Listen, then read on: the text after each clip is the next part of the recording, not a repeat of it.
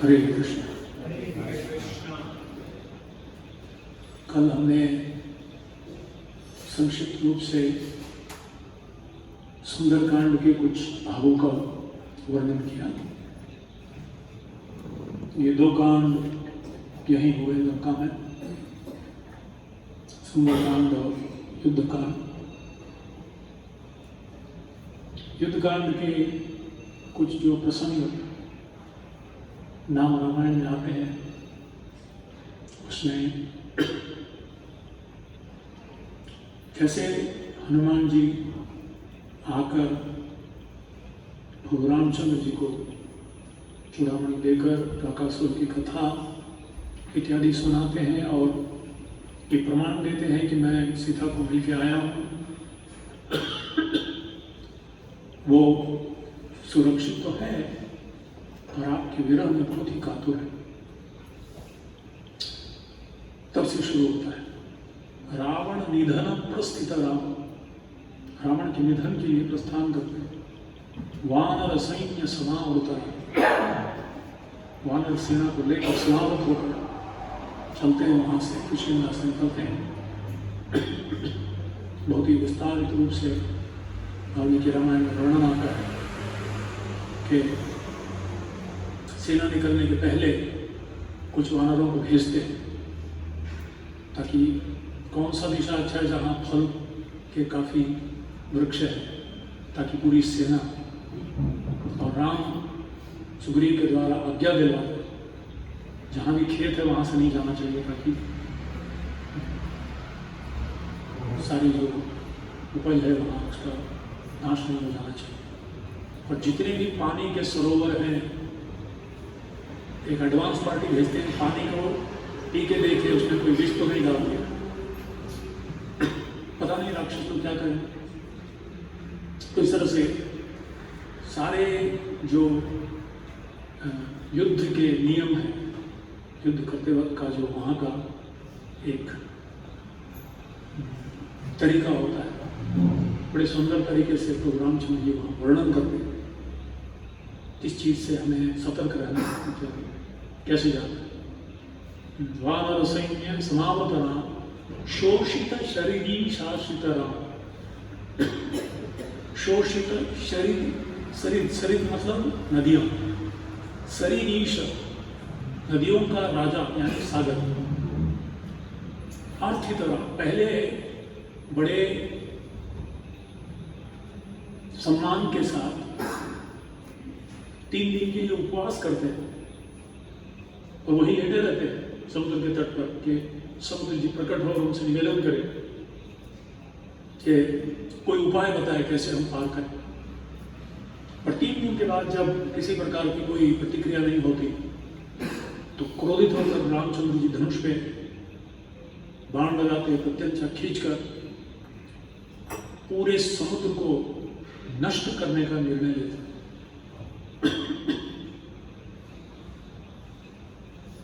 उस क्रोध से सारे समुद्र की पानी उबलने लगती है, सारे मछलियां विचलित हो जाती हैं, सारे जल के जलचर जो भी जीव होते हैं। और तब समुद्र देव हाथ जोड़कर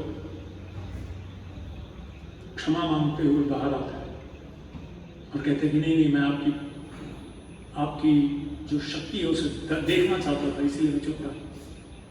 इस तरह से क्षमा चाहते हैं। शोषित मतलब शोषण खत्म कर दूंगा मैं, इसे सुखा दूंगा मैं पूरे। ऐसे क्रोध से जब बाण चलाने के लिए तैयार होते हैं तब वो आते हैं और कहते हैं कि आप पुल बांधिए। और पुल बांधने की तैयारी होने वाली रहती है, तब तक दूसरा प्रश्न होता है। शोषित शरीरी शासित राम, विभीषण भयदायक राम। उस समय विभीषण जी वहां पधारते। तो आज वो प्रसंग, एक प्रसंग उसमें से जो चौथे भाग में आता है, श्लोक में आता है, विभीषण अभयदायक राम। विभीषण की शरणागति जो है आज हम उसके ऊपर चर्चा करेंगे। समय जितना हो सके उसके तो हनुमान सुंदरकांड में आकर प्रवेश करते हैं, सीता जी को ढूंढ निकालते हैं, उनका दर्शन करते हैं, उनकी परिस्थिति को समझ पाते हैं और उन्हें सांत्वना देते हैं, उन्हें विश्वास दिलाते हैं। निराशजनक सीता मैया के हृदय में आशा की किरण संचारित करते हैं और तत्पश्चात रावण को एक चेतावनी देकर और रावण के उन्हें अपमान करने के रूप से जब उनकी पूंछ में आग लगा देते हैं तो पूरे उसी आग को लेकर यह शोकवन्हीम जनकात्मजाया आदाय तेनैव ददाह लंका, शोक की अग्नि से जो सीता जी जल रही होती है उसी अग्नि को लेकर लंका दहन कर लेते हैं और तत्पश्चात वहां से निकल पड़ते हैं। निकल पड़कर राम प्रभु रामचंद्र जी को समझाते हैं और वहां से सेना आ जाती है तैयार। अब रावण को संदेश मिलता है कि उनके गुप्तचर लोगों से कि राम की करोड़ों की संख्या में जो वानर सेना है वो सब सुग्रीव के साथ आकर समुद्र के उस तट पर खड़ी है। पहली बार रावण थोड़ा गंभीर होता है। तब तक उसे विश्वास है कि यहाँ कोई आ ही नहीं सकता, कोई सवाल ही नहीं। पर जब एक वानर हनुमान आकर इतना विध्वंस करके गया है तो तत्पश्चात ये सुनते हैं कि ऐसे लाखों करोड़ों वानर लोग आए हुए हैं, राम लक्ष्मण और सुग्रीव भी वहां तैनात है उस पार। तब वो एक अपने मंत्रिमंडल और सेनापति इत्यादियों का एक सभा बुलाता है और बुलाकर कहता है मंत्रणा के लिए। और रावण जो है वेदों को जानता है, आखिर ब्राह्मण है, पौलथ ऋषि का पौत्र है, विश्रव ऋषि का बेटा है, कुबेर का क्या बोलते हैं को ब्रदर आधा भाई, स्टेप ब्रदर। कहता है कि विक्ट्री डिपेंड्स अपॉन स्ट्रेटेजी। बोलता बड़ा अच्छा है रावण, ज्ञान बहुत है, ज्ञानम विज्ञान सहितम ज्ञात्वा मोक्ष से अशुभात्। गीता में भगवान कहते हैं ज्ञानम विज्ञान सहितम। ज्ञान यानी थियोरेटिकल नॉलेज, विज्ञान यानी प्रैक्टिकल रियलाइजेशन। ज्ञान सर का ज्ञान है, सर का थियोरेटिकल ज्ञान है और हृदय में जब उतरता है उसको कहते हैं प्रैक्टिकल रियलाइजेशन, सब आचार। तो जब सर पे रहता है उसको कहते हैं सिद्धांत, the theoretical conclusion of knowledge is siddhanta. But when it comes to the realization in the heart, it is called as sadachar, सत आचार, अपने आचार में उतरना। तो सिद्धांत हृदय में, सर का ज्ञान हृदय में उतरना है, कम से कम 15 इंच नीचे आना चाहिए। है जगह बहुत कम, मतलब डिस्टेंस बहुत कम है। बहुनाम जन्मनाम अंते ज्ञानवान नाम तक, पर कई जन्म लग जाते हैं इसको यहाँ तक लाने के लिए, और इसीलिए साधना करनी जरूरी है। सिद्धांत को सदाचार रूप में परिवर्तित करने के लिए, साक्षात्कार होने के लिए साधना बहुत जरूरी है। तो रावण को ज्ञान है कहता है कि सुनो हे मेरे मंत्री और सारे एकत्रित हुए सज्जनों,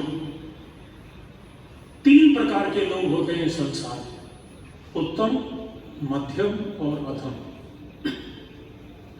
तो उत्तम कौन है? कोई भी निर्णय लेने में पूर्ण रूप से उसको दैव पर विश्वास है, जो हमारे नियंत्रण से परे है। दैव है, प्रोविडेंस, डेस्टिनी। दैव के ऊपर पूर्ण रूप से जिसका विश्वास है और निर्णय लेने के पहले वो अपने मित्रों से, अपने वरिष्ठों से और अपने शुभ चिंतकों से परामर्श करके तत्पश्चात जो निर्णय लेता है वो उत्तम पुरुष है। फिर दूसरा है मध्यम। मध्यम वो दैव में जिसे पूर्ण विश्वास है, पर निर्णय लेते वक्त परामर्श किए बिना खुद जो निर्णय लेता है वो दूसरे स्तर का व्यक्ति, मध्यम श्रेणी का। और अधम कौन है? दैव की परवाह करता नहीं है, भला बुरा या गुण और दोष का विचार नहीं करता है, doesn't think of the pros and cons of the consequences of the decision that I am going to take। जैसे अर्जुन को हम देखते हैं पहले अध्याय में बहुत सारी बातें कहता है कि ऐसे 5 कारण देता है क्यों नहीं लड़ना चाहिए। इतने विधवा हो जाएंगे, बहुत सारे अब वर्ण संकर पैदा हो जाएंगे, समाज में पिंडदान नहीं हो जाएगा, अधोगति हो जाएगी। बहुत विचार विमर्श करते हुए तब निर्णय लेना। तो यहाँ ये कहता है कि जो व्यक्ति इन चीज़ों की परवाह न करते हुए, इसके परिणाम क्या होगा न देखते हुए, भला बुरा या दोष गुण को न सोचते हुए जो निश्चय कर लेता है, निश्चित रूप से उस व्यक्ति के निर्णय जो है वो टालते जाता है और अंत में विफल हो जाता है, और वो अधम श्रेणी का व्यक्ति। तो शास्त्र के आधार पर ये कहता है। तत्पश्चात बोले निर्णय लेने का साथ में मिलकर स्ट्रेटेजिक डिसीजंस लेने के भी 3 तरीके होते हैं। एक तो है उत्तम श्रेणी का, दूसरा मध्यम और तीसरा निम्न श्रेणी। उत्तम श्रेणी का क्या है? यूनानिमसली बाय मिनिस्टर्स, मतलब सबके सब सम्मत है, एवरीवन अग्रीज, सही निर्णय है, that is first class decision. न केवल सर्वसम्मत स्वीकृति है उस चीज के लिए, बल्कि किसी का भी आपस में मतभेद नहीं है। नहीं ये करने तो अच्छा था, ठीक है आप सब कह रहे तो ठीक है, नहीं, आपस में मतभेद भी अगर है भी तो एक दूसरे को बातचीत करके वो निर्णय में आ जाते हैं कि नहीं यही हम लोग करेंगे। और तीसरा, बहुत ही विचार करके, वैज्ञानिक तरीके से उन चीजों को विचार करके उसके ऊपर very very objective and scientific analysis कि क्या क्या हो सकता है, what are the possible things that can go wrong. इसे भी हम लोग यहाँ यात्रा कर रहे हैं तो निश्चित रूप से आपस में बैठ के बहुत चर्चा की होंगी। पहला पार्टी आएगा, यहाँ देख के जाएगा, रहने का ये वो, कुछ चीजें हमारे दैव है, बारिश आ जाए हम क्या करें, हमारे ऊपर हमने पर, उसको भी ध्यान में रखते हुए उन चीजों के बारे में क्या क्या हो सकता है, अगर ऐसा हो तो क्या करना है, तो फिर हम देखते हैं कि वो सफल हो जाता है। तो that kind of a decision with these 3 things after objective and scientific analysis, और वो भी शास्त्रोक्त, बहुत ही महत्वपूर्ण निर्णय शास्त्रोक्त भी होना चाहिए, केवल वैज्ञानिक है, शास्त्रोक्त, तब वो निर्णय उत्तम श्रेणी का निर्णय माना जाता है। दूसरा, second class, unanimity under compulsion and expediency. सब लोग स्वीकार करते हैं, पर मजबूरी के कारण, दबाव के कारण, अरे जल्दी करो, कुछ हो रहा है वहां, जल्दी से निर्णय लो, हाँ ठीक है चलो, हाँ हाँ हाँ, मतलब इससे पहले सबका सुने कुछ नहीं। Under compulsion and under expediency, मतलब मजबूरी या दबाव में आकर और उस औचित्य और योग्यता को विचार न करते हुए ठीक है अभी करो भाई जल्दी, नहीं तो फिर मतलब थोड़ा देर हो गया, तब जब निर्णय लिया जाता है तो ये दूसरे दर्जे का होता है। इतना ही नहीं, आपस में हर लोगों का मतभेद होता है, उसको बोलते हैं महागठबंधन।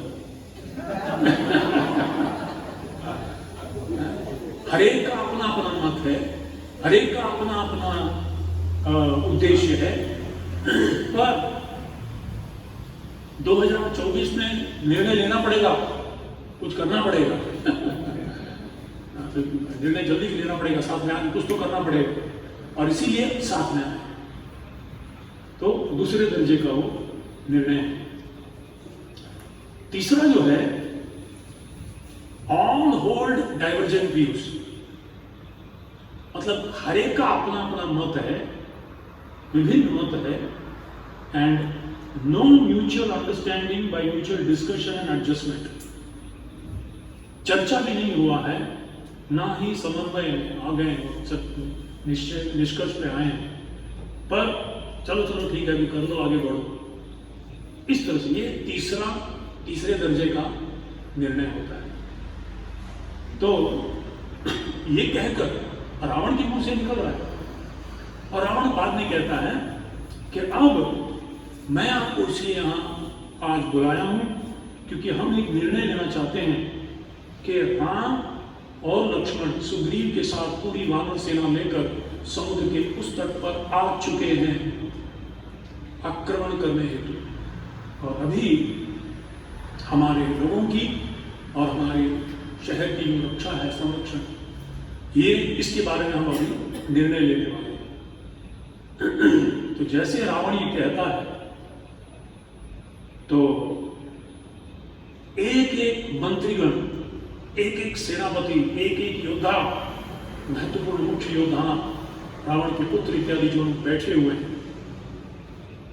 एक एक भी उठकर खड़े होते हैं, और हर एक व्यक्ति रावण को थोड़ा प्रभावित करना चाहते हैं, पूरी सभा को प्रभावित करने के उद्देश्य से हर एक व्यक्ति अपना बड़प्पन दिखाते हुए कहता है, इनडायरेक्टली डायरेक्टली उनका कहना यही होता है कि रावण आप क्यों इतना चिंता करते हो, अरे इतना बड़ा मीटिंग लेने का क्या जरूरत है, मैं अकेला काफी हूं, संपूर्ण वानर सेना को नष्ट करके, राम लक्ष्मण को नष्ट करके आपको जीता दूंगा मैं, क्या इतना आप इतनी चिंता क्यों कर रहे हो। एक एक व्यक्ति खड़ा होकर कहता है, विस्तारित रूप से नहीं जाऊंगा, रामायण पढ़िए, आपको सिर्फ एक क्या बोलते हैं सैंपल दे रहा हूँ, हाँ एक रुचि दिला रहा हूँ ताकि आपको उत्साह मिले और जाके पढ़े। और मेरे अंदर उतनी शक्ति है कि संपूर्ण उस सेना को मैं अकेला नष्ट कर सकता हूं। हर एक में जो खड़े होकर बोलते हैं, there is no consideration of wisdom to see the consequences of the strength and the weaknesses. किसी ने विचार नहीं किया। दूसरा, नैतिक है या अनैतिक है, धार्मिक है या अधार्मिक है, इसके बारे में विचार नहीं इनको। पर जहां तक शक्ति और साहस भरपूर है, हर एक में शक्ति है, साहस भी है, डेयरिंग एंड एक्सट्रीमली पावरफुल, उसमें कोई संशय नहीं। ओनली ब्राउन नो ब्रेन, विचार करने की शक्ति नहीं, मदोन्नत हुए अपनी शक्ति से और अपने साहस से, एक से बढ़कर। और फिर रावण को खुद संबोधित करते हुए उनमें से कुछ कहते हैं, रावण क्या आप भूल गए, आपने कुबेर को हराकर उसके पुष्पक आपने छीन के यहां लाया हुआ है। आप वो हो जिन्होंने मैदानों को हराकर मजबूर होकर उसने आपके साथ संधि बनाने के लिए अपनी पुत्री मंदोदरी के साथ आपका विवाह कराया। महाराज, आप भूल रहे हैं आपने वरुण, यम और देवेंद्र को भी आपकी कृपा याचना करने में मजबूर किया है। क्या आप भूल रहे हैं? ये कौन है ये मानव और एक वानर? इस तरह से जब एक एक करके बोल रहे हैं, एक व्यक्ति चुपचाप बैठे हुए और सबको देख रहे बस, और वो थे विभीषण। सबका जब बोलना हो गया तब विभीषण जी उठ के खड़े हुए और विभीषण कहते हैं सबको चुप रहने के लिए कहते थे, बहुत हो गया, आपने सब सुन लिया, हमने बैठिए। और तत्पश्चात अपने हाथ जोड़कर अपने बड़े भाई रावण की ओर मुड़कर कहते हैं कि सर्वप्रथम कोई भी निर्णय लेने से पहले खास करके युद्ध करना है, युद्ध यानी दंड, साम, दान और भेद प्रयास करना जरूरी है।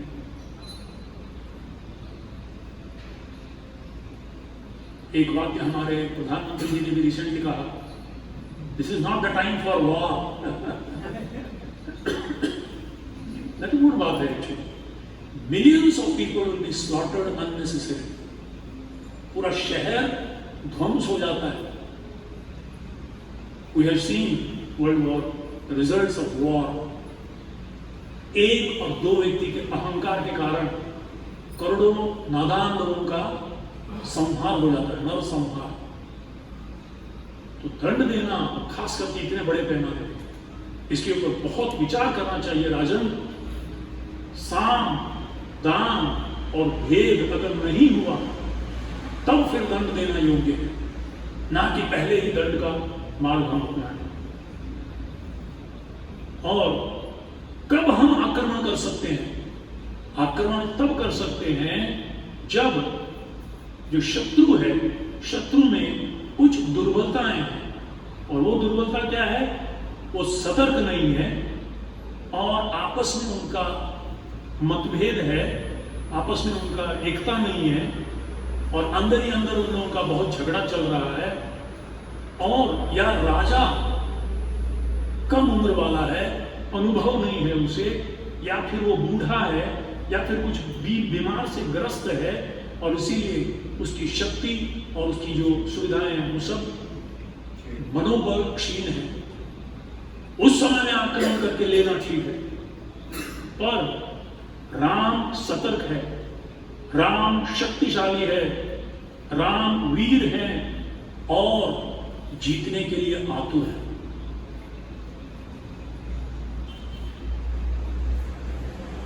महाराज, थोड़े ध्यान से गौर कीजिए, एक वानर हनुमान ने क्या किया है, इसके बारे में जरा आप विचार कीजिए। कृपया उनकी शक्ति और उनकी सारी जो सुविधाएं हैं उसको डोंट अंडर एस्टिमेट। और राम ने हमारा किया क्या है? क्या बिगाड़ा है राम ने हमारा? आपने सीता का अपहरण किया, राम ने क्या किया जो आपने अपहरण किया? आपने जो कार्य किया है वो गलत है और वो पाप है।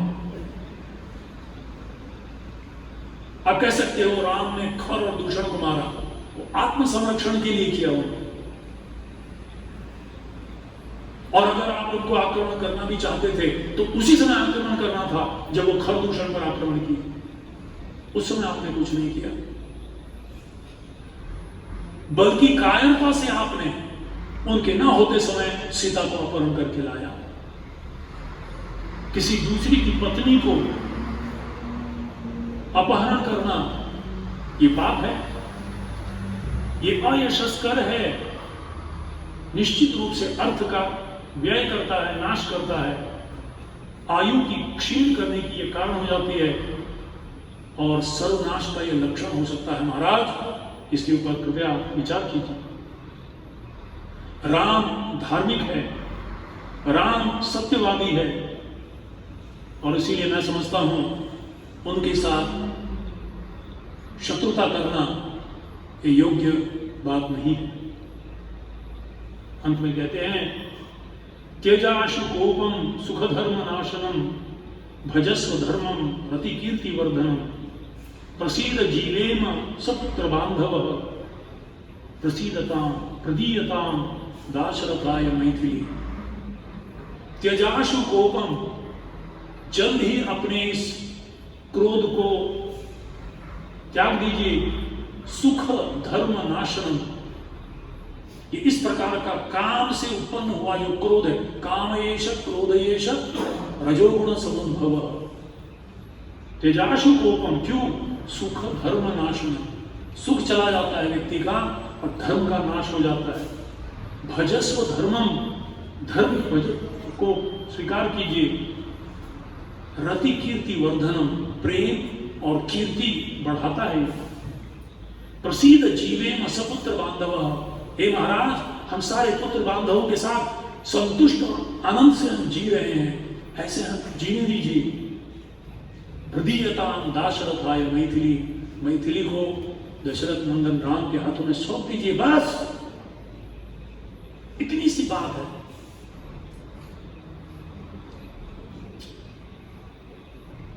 रावण कोई अच्छा नहीं लगता।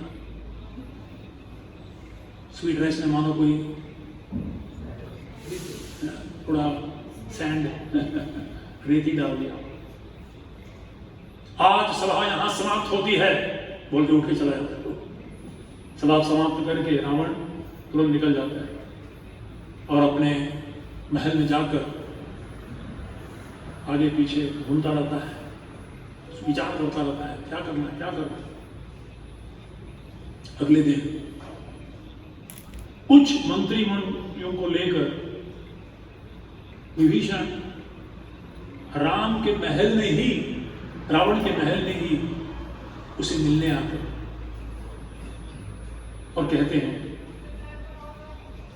बड़े, क्योंकि बड़े सभा में कहना अच्छा नहीं, एकांत में और कुछ गिने चुने उनके निकटतम जो शुभ चिंतक उनके हैं, लंका के और रावण के, ऐसे गिने चुने मंत्रियों को लेकर आकर कहते हैं, बताते हैं किस तरह से जब से सीता आई है लंका में तब से क्या क्या अपशक्न जो है, क्या क्या अमंगल अशुभ लक्षण आकाश में, पृथ्वी पर और चारों ओर लोगों के शरीर में अलग अलग जो अमंगल नजर आ रहे हैं, अमंगल चीजें, उन चीजों का वर्णन करते हुए कहते हैं कि ऐसा हो रहा है, अग्नि ठीक से तेजोमय रूप से नहीं हो रही है, मंत्रोच्चारण ठीक नहीं हो रहा है, और सब अमंगल चीजें का वर्णन करके बताते हैं कि ऐसे हो रहा है। कृपया ये मत समझिए कि मैं अज्ञान से बोल रहा हूं, भय से बोल रहा हूं, कायरता से बोल रहा हूं, ऐसा मत समझिए। पूरे लंका में अगर कोई व्यक्ति, ऐसा व्यक्ति था जो रावण से बहुत प्रेम करता था, वो था विभीषण। और विभीषण रावण से ज्यादा धर्म से प्रेम करता था। और इसीलिए जैसे विदुर जी ने निडर होकर बड़े कृपापूर्वक न केवल धृतराष्ट्र बल्कि कुरुवंश की भलाई के लिए, कल्याण को ध्यान में रखते हुए अपने प्राण की चिंता न करते हुए भी सत्य का सुनने वाले कहां है। तो कहते हैं, मैं भय से नहीं कह रहा हूं, मैं अज्ञान से नहीं कह रहा हूं, मैं कायरता के कारण नहीं कर रहा हूं, मैं लड़ के प्राण देने के लिए तैयार हूं, पर योग्य उद्देश्य से लड़ना ठीक है, ये अयोग्य है, ये ठीक नहीं है, अधर्म है, अनैतिक है। मेरा एक ही निवेदन है मेरे भाई, आप कृपया सिर्फ सीता को वापस प्रभु रामचंद्र जी के हाथ में लौटा दीजिए। अगर आपने रामायण देखा हो, निकल जाओ यहां से, मैं सुनना नहीं चाहता, निकाल दे। अगले दिन रावण फिर से सबको बुला बड़ी सभा। रावण अपने हृदय की बात कहता है, बड़े ध्यान से सुनिए, कल क्या कहा था, आज क्या कह रहा है। सभा में बैठे हुए सब सज्जनों, मैंने, सज्जन है ना, वो तो सज्जन है, बेस्ट ऑफ द सज्जन,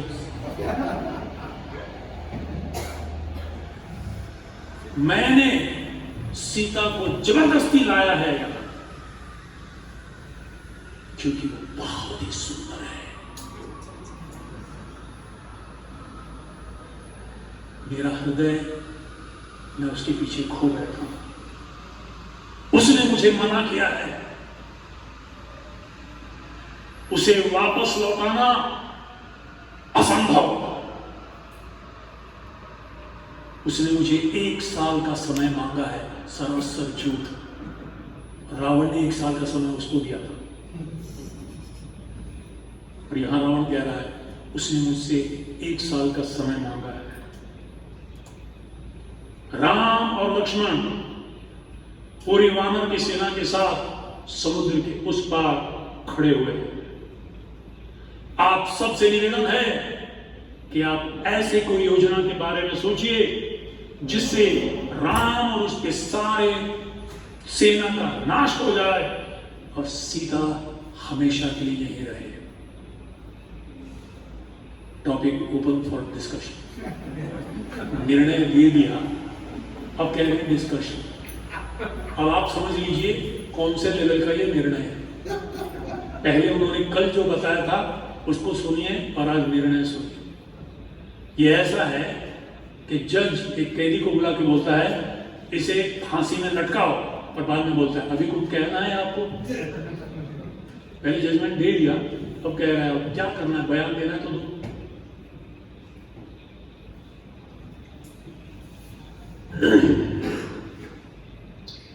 तो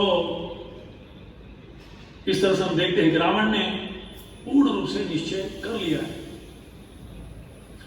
आज सभा में एक दूसरा व्यक्ति है जो पहले नहीं थे, और वो है कुंभकर्ण। कुंभकर्ण,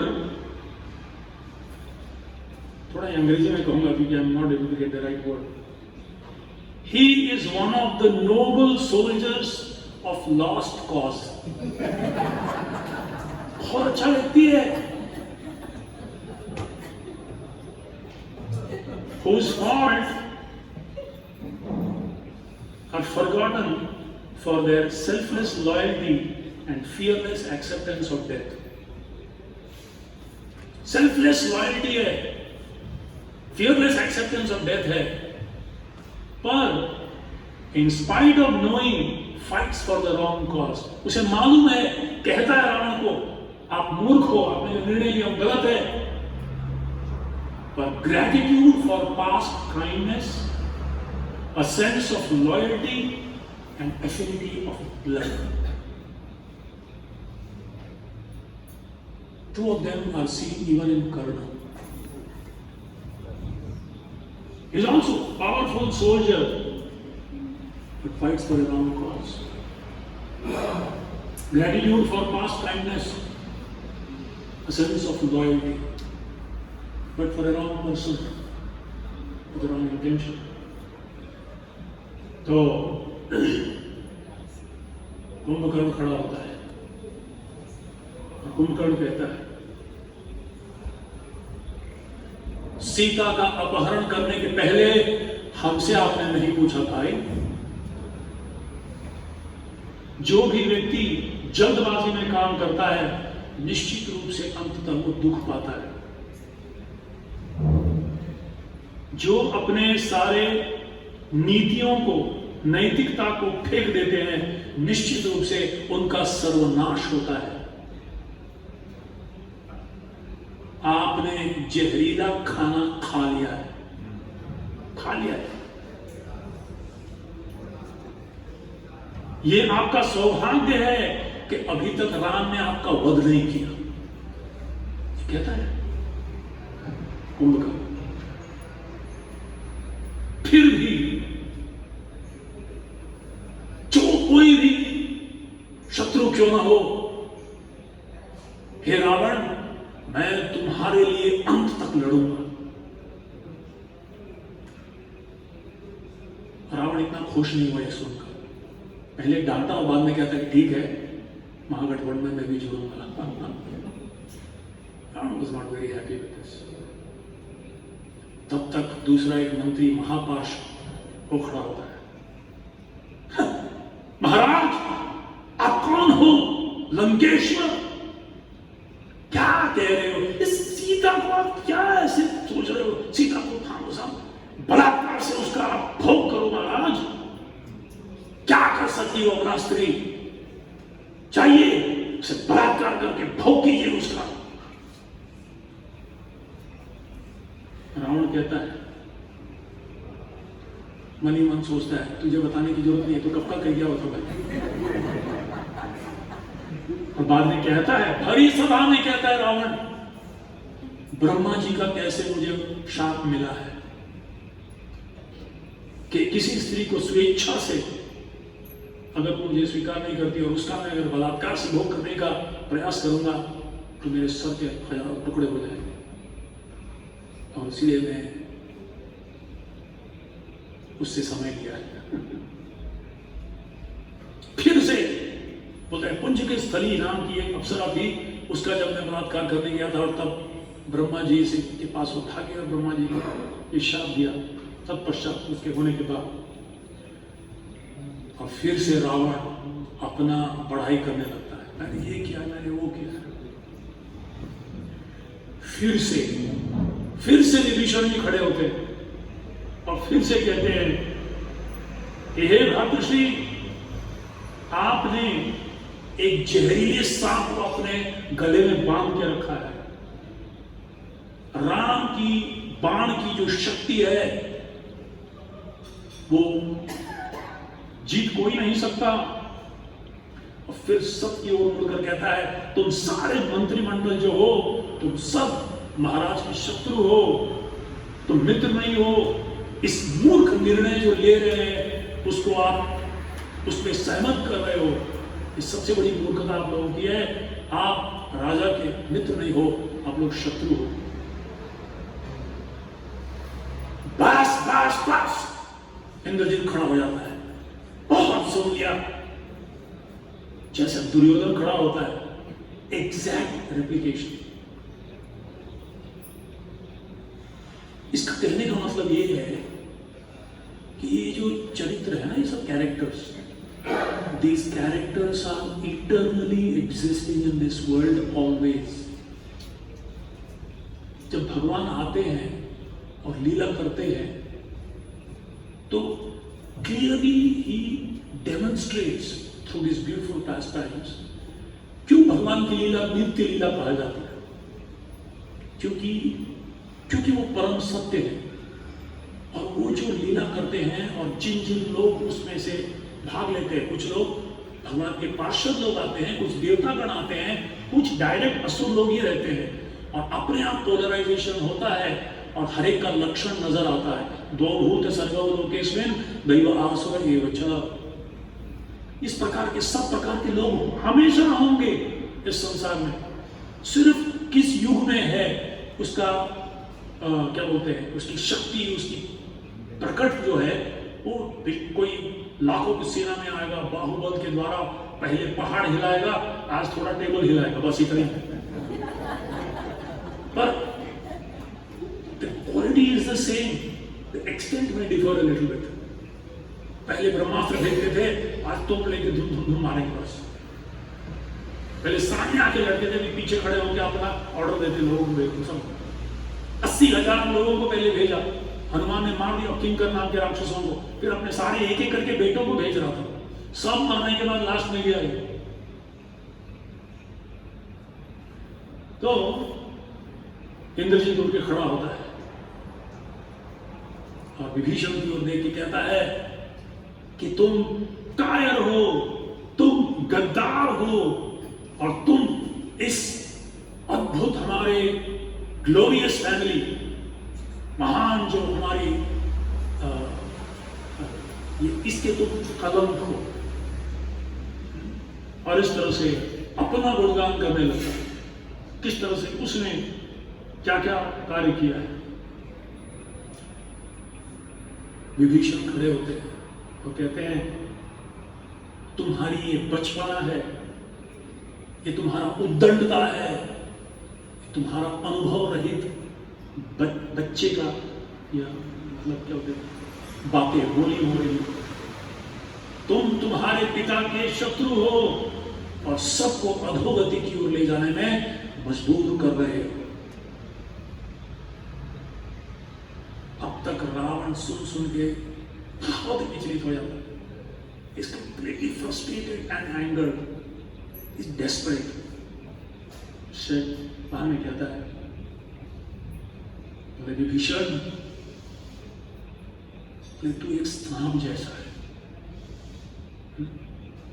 तू हमारा शत्रु है, तू दाम्भिकता है, बाहर से तू असुर के कुल में जन्म लिया है, पर तू असुर नहीं है, तू दाम्भिकता है, तू ईर्ष्यालु है, यू आर एन अपॉर्चुनिस्ट।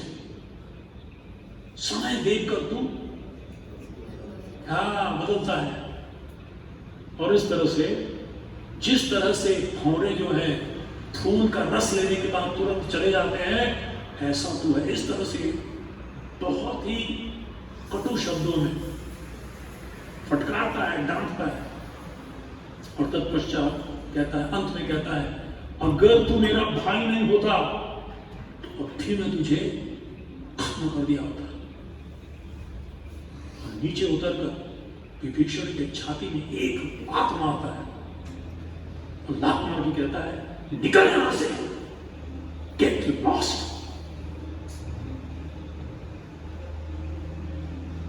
तू कलंक है हमारे परिवार, तू कायर है, तू गद्दार, निकल जा यहां से, निकल जा बाहर लंका से। जैसे दुर्योधन विदुर जी को निकाले थे, बस केवल सांस, बस केवल सांस, धनुष भी अपने रख के चले जाते। और इस तरह से जब इस तरह यहां तक विभीषण जी बोलते ही रहते हैं, हितकर और कल्याणकारी मार्गदर्शन देते ही रहते हैं, पर जब उन्हें इस तरह से अपमान कर कर, छाती पर लात मारकर निकालने का आदेश मिलता है, तुरंत विभीषण जी अपने गदा को अपने कंधे पे लेते हैं और सीधे आसमान में उठ जाते हैं। और जैसे वो ऊपर जाते हैं तो चार मंत्रियों के साथ वो 5 लोग सीधे आकाश पे उड़ जाते हैं। और वहां से जाते जाते विभीषण जी कहते हैं, सुलभा पुरुषा राजन सततम प्रियवादिनः अप्रियस्य च पथ्यस्य वक्ता श्रोचात दुर्लभा। सुलभा पुरुषा राजन, हे राजन, ये बहुत सुलभ है, आपके बहुत सारे लोग आपको मिलेंगे, सततम प्रियवादिनः, जो हमेशा आपको प्रिय कहेंगे, पर अप्रियस्य च पथ्यस्य, हितकर, कल्याणकारी और अप्रिय भी क्यों ना हो, ऐसे कहने वाले वक्ता और इन चीजों को सुनने वाले श्रोता दुर्लभ। ऐसे लोग बहुत दुर्लभ हैं। केवल जो सही में आपसे प्रेम करते हैं, आपका कल्याण चाहते हैं, आपका हित चाहते हैं, वो ये शब्द कहने के लिए तैयार है। अपना संबंध भी क्यों न जाए, पर वो शब्द कहने के लिए तैयार रहते हैं। और ऐसे को सुनने वालों की भी वो क्षमता होनी चाहिए, वो सामर्थ्य होनी चाहिए, वो बुद्धि होनी चाहिए, वो नम्रता होनी चाहिए कि ऐसी चीजों को सुनकर उसको अमल करे अपने जीवन में।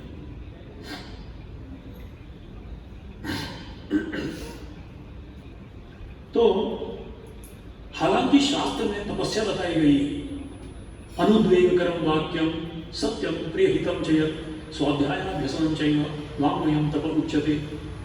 अनुद्वेगकरम वाक्यम, वाणी की तपस्या, शरीर की तपस्या, मन की तपस्या और वाणी की तपस्या गीता में भगवान ने अर्जुन को कहा है।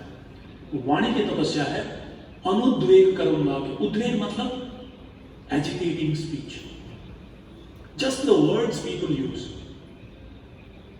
कुछ ऐसा शब्द बोल देंगे कि मिला जाता है सामने वाला व्यक्ति। तो अनुद्वेगकरम वाक्य, हमें उद्वेग वाक्य नहीं बोलना चाहिए, ऐसे शब्द चुनना चाहिए जिससे अनुद्वेगकरम सत्यम प्रियम हितम, हितकर भी होना चाहिए, प्रियकर भी होना चाहिए, सत्य भी होना चाहिए और उद्वेगकर नहीं होना चाहिए। पर प्रभुपाद जी तात्पर्य में लिखते हैं, गुरु शिष्य को समझाने के लिए शायद थोड़े डांट सकते हैं, उनका हक होता है, because they have invested, they have the right to actually speak such words, because they are doing it simply for the benefit of the other person. अभी विष्णु के चरित्र के बारे में थोड़ा चर्चा करते हैं। जेंटल एंड एमिएबल, बहुत ही सज्जन, सही में सज्जन, एमिएबल बहुत ही प्रियकर सबसे उनका, with A clear purpose, his goal is very clear, उद्देश्य उनका जीवन का स्पष्ट है। कभी कभी he can be uncompromisingly frank, स्पष्ट बोलेंगे, भले वो कड़वा क्यों न हो, and unflinching courage even at the risk of life, निडर होकर स्पष्ट बताएंगे। He loves Ravan, but simultaneously, but he loves Dharma more than Ravan. Loyal to the master, निष्ठावान व्यक्ति हैं, लंका के प्रति भी उनकी निष्ठा है, रावण के प्रति भी उनकी निष्ठा है। He is actually a patriot, but more anxious to save them from ruin. Ravan और लंका का कल्याण भी चाहते थे और इसीलिए उन्होंने इस हद तक प्रयास किया। Couldn't tolerate sycophancy, चापलूसी नहीं जानते थे। Has courage that only dharma gives to stick to the path of truth at all cost. ये धैर्य केवल एक धार्मिक व्यक्ति के हृदय में इतना होता है कि वो धर्म के पथ पर चलने के कारण वो इस परिस्थिति को, इस डिस्पोजिशन को स्वीकार कर सकता है। एक क्षण के अंदर सब कुछ त्यागने के लिए तैयार है। He is ready to renounce in a moment pleasure binding him to earth.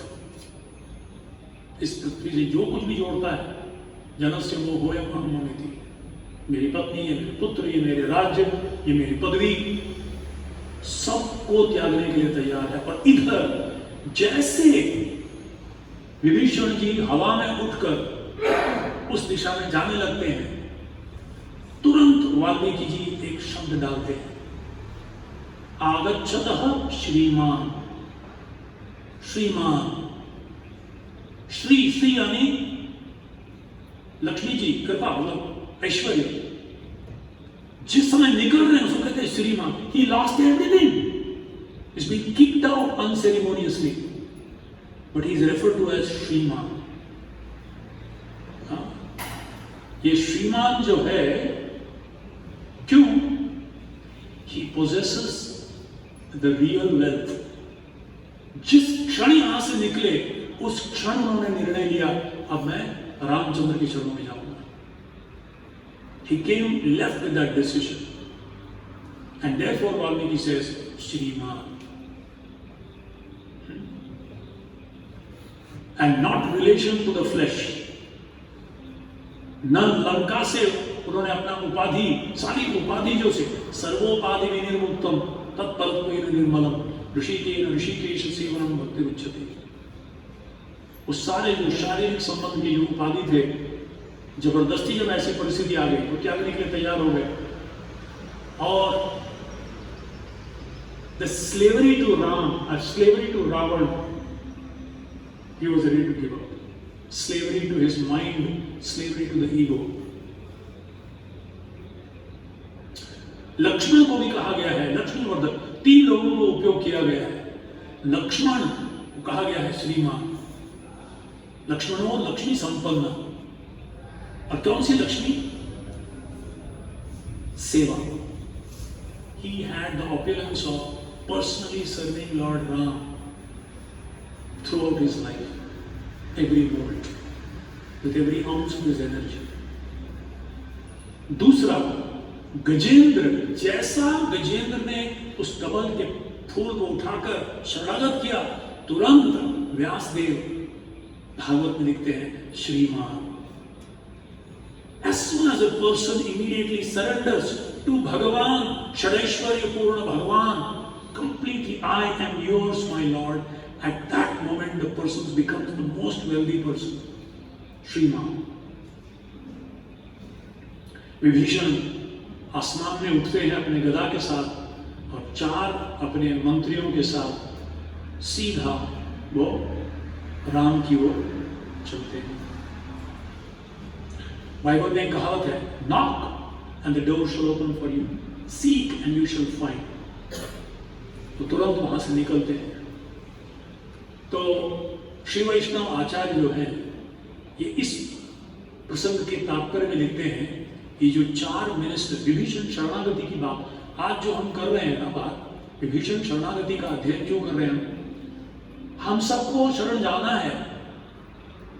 Gita के अंत में भगवान कहते हैं, सर्वधर्मान परित्यज्य मामेकं शरणं व्रज अहं त्वां सर्वपापेभ्यो मोक्षयिष्यामि मा शुचः माम एव ये प्रपद्यन्ते मायामेतां तरन्ति।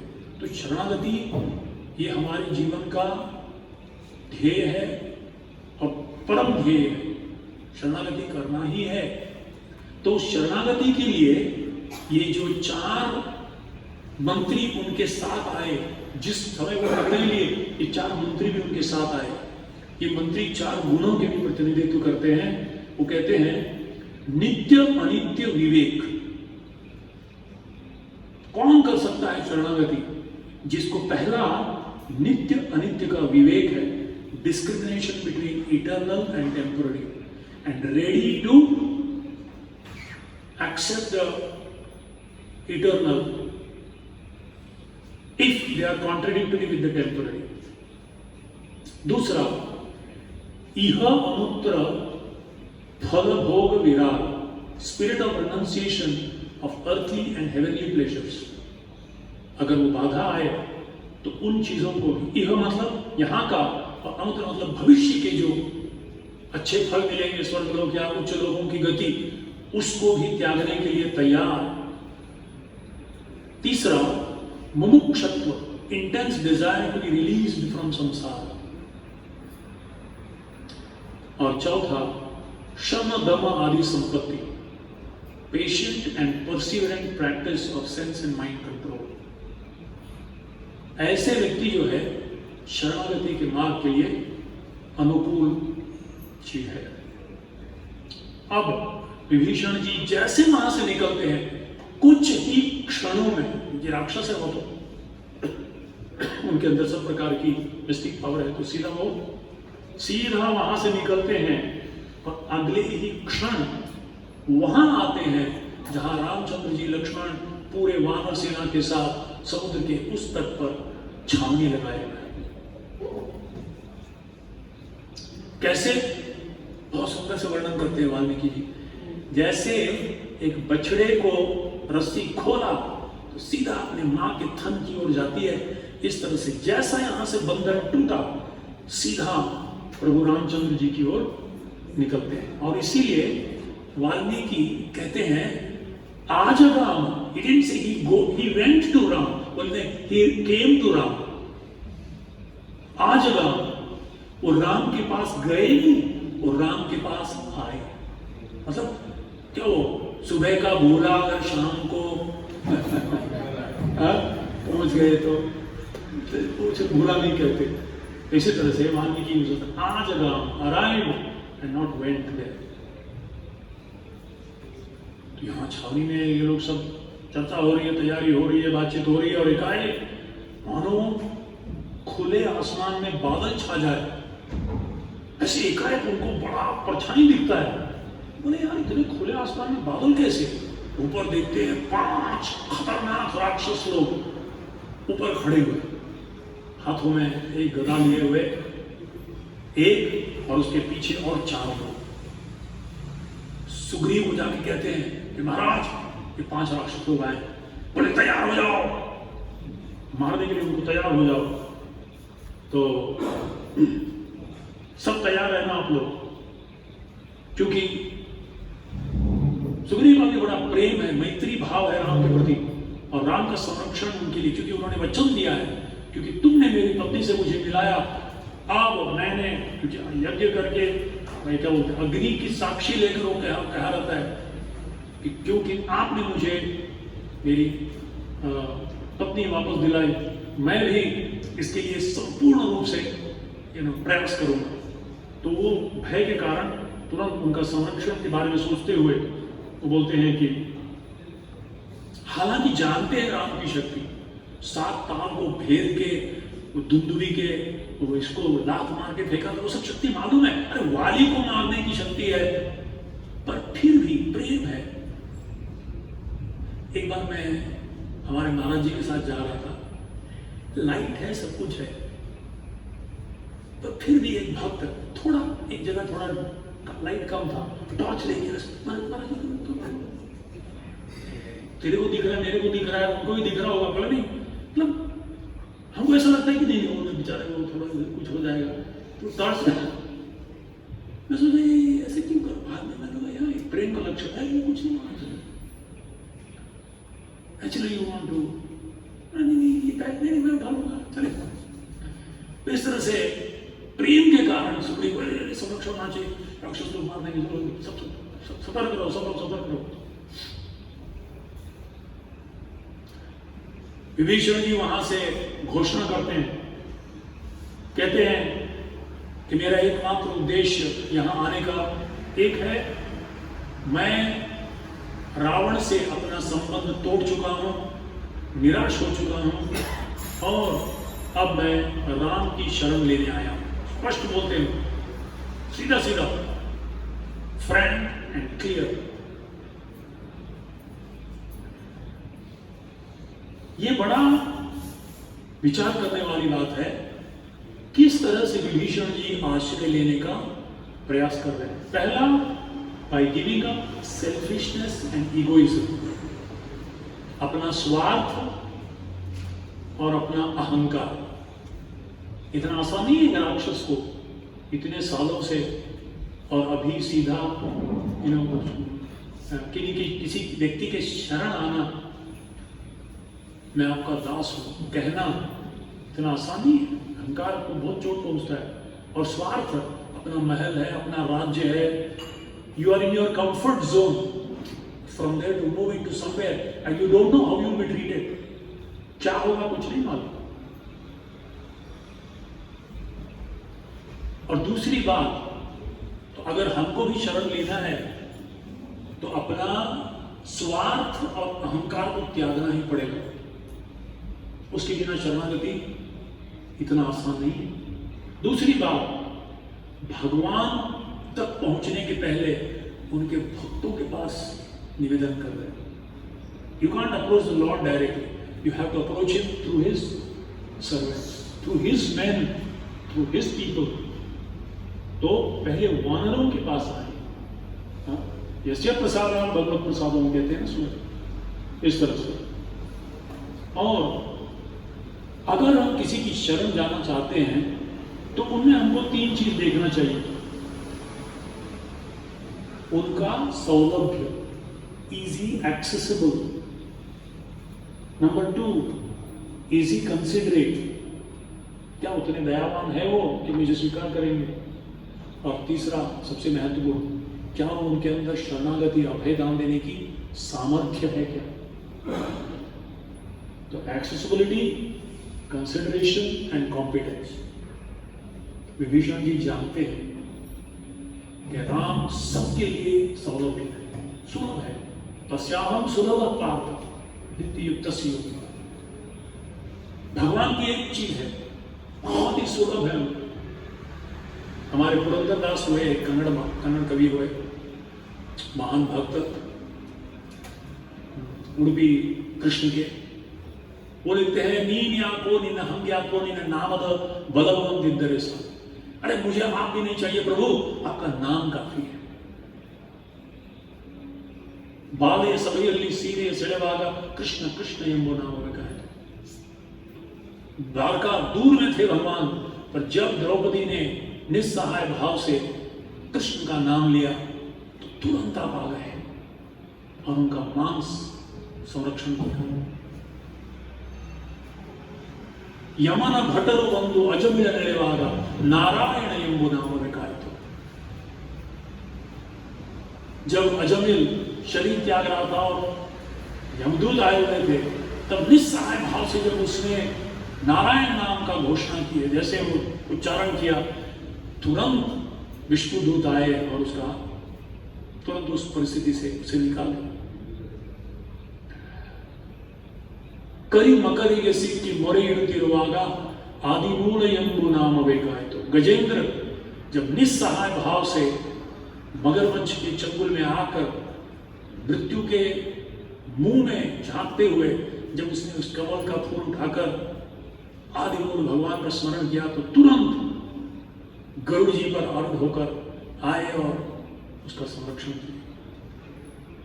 तो इस तरह से सुंदर से अलग अलग इस भजन में कौन कौन कब कब भगवान का आश्रय लिया और किस तरह से भगवान, तो उनका सौलभ्य इज वेरी इजीली एक्सेसिबल। कली काले नाम रूपे कृष्ण अवतार, नाम के रूप में उपलब्ध है। तत्रार्पिता नियमित स्मरणेन काल। कोई भी व्यक्ति किसी भी स्थिति में किसी भी समय में ये नाम जप कर सकता है, इसमें कोई किसी प्रकार की बाधा नहीं है। सो सौलभ्य था। और दूसरा कि इतने दयालु है भगवान, ये दया का स्वरूप है। He comes himself personally made himself. नाम नाम अकारी बहुधा निज सर्वशक्ति ही संपूर्ण शक्ति अभिन्नत्वात् नाम नामी। नाम और नामी में कोई अंतर नहीं है, वो अपने आप को उपलब्ध करते हैं। ये उनकी दया है, ये उनकी कृपा है। नमो महामदान्य। पात्र अपात्र ना देखे स्थानास्थान। कलयुग में पात्र अपात्र या योग्य स्थान अयोग्य स्थान कुछ नहीं देखते हो, इच्छा है तो साधन जोड़ देते हो। और तीसरा सामर्थ्य है। माम एव ये प्रपद्यन्ते माया नेताम तरन्ति थे। तुम सिर्फ मेरी शरण में आओ। समाश्रिता ये पदपल्लवम प्लवम महत्पदम पुण्येशो मुरारे भवाम बुद्धि वत्सपदम।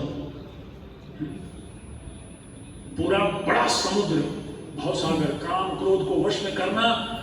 हम तो ऐसे कुछ है, कहां विश्वामित्र बड़े बड़े मुनिगण चुल्लू भर पानी में डूब गए, हम कौन से खेत के मूली।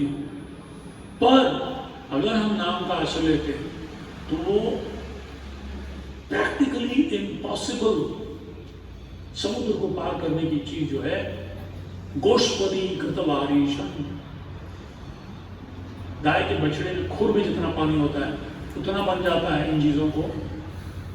अपनी इंद्रियों को काबू करना कलयुग के जीव के लिए असंभव, अगर नाम में शक्ति है कि हमें वो सहायता करती है। तो इस तरह से, और तुरंत वहां छोड़कर यहां क्यों आए विभीषण जी? क्योंकि उन्हें मालूम था मैं असुर हूं, और असुर होने के कारण प्रहलाद महाराज भी कहते हैं कि प्रभु मुझे आप प्रलोभन मत दीजिए प्लीज, क्योंकि मैं असुर जाति का पैदा हुआ हूं, और फिर से मेरी बुद्धि भ्रष्ट हो जाएगी, घूम फिर के वहीं आ जाता हूं मैं। और इसीलिए he wants to do immediately as he may change his mind later.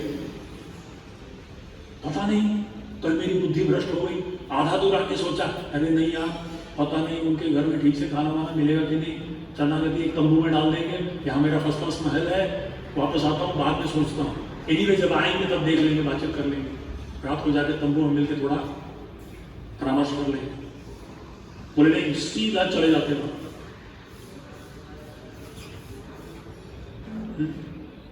काल करे सो आज कर, आज करे सो अब, पल में परलय होएगा तो बहुरी करेगा कब। डू नॉट प्रोक्रेस्टिनेट, शुभ से शीघ्र हम बोलते हैं, पर माया आके बोला है तो उसको बोलना चाहिए कल आना, जैसे हरिदास ठाकुर ने कहा, हाँ माया देवी आई, उसको बोले हाँ 100%, अब तो वांछा कर्म तो रुक है ना, हो ना, तो ये इच्छा को पूर्ण करना, सिर्फ मेरा आज माला हो जाने दे, कल आना तो है। फिर अगले दिन आई, फिर रात भर कर रही है, जब कर रहे जब आज नहीं हुआ, कल तक हो जाएगा।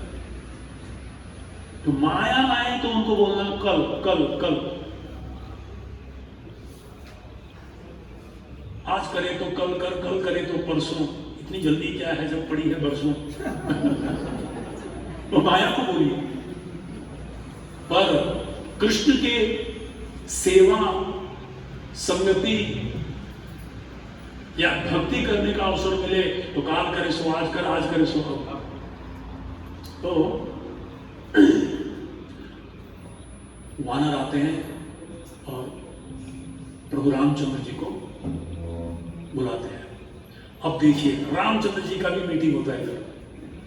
रामचंद्र जी अपने वरिष्ठ जो वानर सैनिक हैं सबको बुलाते हैं, सब लोग आके बैठते हैं। अब भगवान कहते हैं, रामचंद्र जी कहते हैं कि बात ऐसी है, हमें बताया गया है कि विभीषण आसमान में आके यहीं खड़े हुए हैं अपने 4 मंत्रियों के साथ, आपका क्या मत है, उन्हें हमें लेना है, एडमिशन दिलाना है, स्वीकार करना है या क्या करना है। तो सबसे पहले सुग्रीव जी बैठे। सुग्रीव जी कहते हैं कि हे राम, ये रावण का प्रतिनिधि है, रावण की बुद्धि है इसके अंदर, ये असुर का डायरेक्टली रावण का ही छोटा भाई है, कभी भी ये हमें धोखा दे सकता है, और इसलिए मैं समझता हूं तुरंत इसे बंदी बनाकर इसी क्षण मार डालना चाहिए। और सही है अपने तरीके से। फिर सुग्रीव के बगल में अंगद जी बैठे, अंगद को पूछते, अंगद कहते हैं मुझे लगता है कि इसे हमारे साथ ले लेना चाहिए, उसको प्रोबेशन में रखेंगे हम लोग, 3 महीने का नोटिस दे देंगे, भाई 3 महीना, उसके बाद कंफर्मेशन करेंगे, तो थोड़ा प्रोबेशन में हम लोग रखेंगे और ध्यान से उसके गुणों का, उसके कार्यों को देखेंगे, किसी एक गुप्तचर को लगा के उसके पीछे उसके विचार को, उसको समझेंगे और हमको लगा कि सही है तो फिर हम लोग स्वीकार करना चाहिए, तुरंत तो स्वीकार नहीं करना चाहिए, पूर्ण रूप से स्वीकार नहीं करना चाहिए। फिर सर्व और एक महारथी वानर बोले प्रभु मेरा मत ये है कि उसे कोई असाइनमेंट देना चाहिए, उसे एक प्रोजेक्ट देना चाहिए छोटा सा, और देखना चाहिए वो किस तरह से करता है, और एक गुप्तचर को उसके पीछे रखना चाहिए, पता करना चाहिए करता क्या है, बोलता क्या है, और तब हमें निर्णय लेना चाहिए। फिर जाम्बवान जी बैठे रहते हैं, तो जाम्बवान से पूछते हैं आपका क्या मत है। तो जाम्बवान कहते हैं इस व्यक्ति के हृदय को समझना बहुत मुश्किल है, क्योंकि जिस समय में आया है ये बड़ा संशयात्मक है। अगर सही में शरण लेनी थी तो इतना समय पड़ा था, अब भी क्यों आया? अब आक्रमण करने के लिए हम तैयार हैं अभी क्यों आया? समय जो है ये संशयात्मक लगता है। दूसरी बात, जगह भी, यहां आ गया सीधे अपनी छावनी में आया, और जिस परिस्थिति में आया है, युद्ध होने वाला अब आया हुआ है, तो इस चीज से लिए मुझे तो लगता है कि इसे आश्रय देना नहीं चाहिए। सवाल ही नहीं होता, इसे आश्रय में नहीं देना चाहिए। हमारे बीच रहेगा, पता नहीं यहां से कब चला जाएगा वापस, और रावण को पूरी सूचना दे दी। फिर मैंद उसके बगल में बैठ रहे होते, मैंद से पूछते हैं, तो कहते हैं कि हे राम, मेरा मत है एक बहुत ही अच्छा गुप्तचर को तुरंत हमें भेजना है, और ऊपर जाके उससे बातचीत कर ले थोड़ा, और बातचीत करते वक्त पता करे उसके चेहरे हाव भाव से कि उसका उद्देश्य क्या है, और तब हम निर्णय लें। फिर हनुमान जी बैठे रहते हैं, तो हनुमान जी से पूछते हैं कि आपको क्या मत है? हनुमान जी कहते हैं कि हे प्रभु, आप तो सबसे अच्छे तरह से जानते हो, आपको क्या मैं बताऊं? फिर भी क्योंकि आप मुझसे पूछ रहे हो, इसलिए मैं अपना मत बताने का साहस कर रहा हूं। ये जो कह रहा है कि इनको एक असाइनमेंट देना चाहिए, ये इम्प्रैक्टिकल है। ऐसा कैसे इसको इम्प्रैक्टिकल दे? अभी हमारे बीच में आके रह रहा है, उसको हम क्या देंगे? और इस समय में,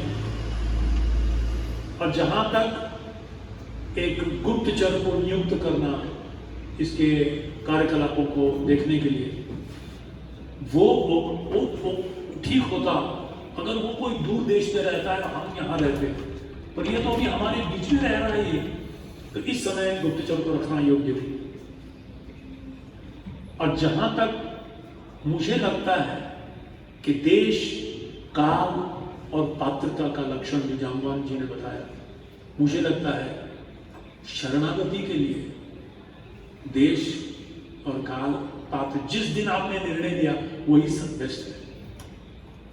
उसके लिए देश, काल, पात्र देखना जरूरत नहीं है। और जहां तक बताया गया कि एक व्यक्ति को उसके साथ बातचीत करना, उसे बातचीत से, हाव भाव से देख के निर्णय लेना, मुझे लगता है ये कोई प्रैक्टिकल नहीं है। क्यों?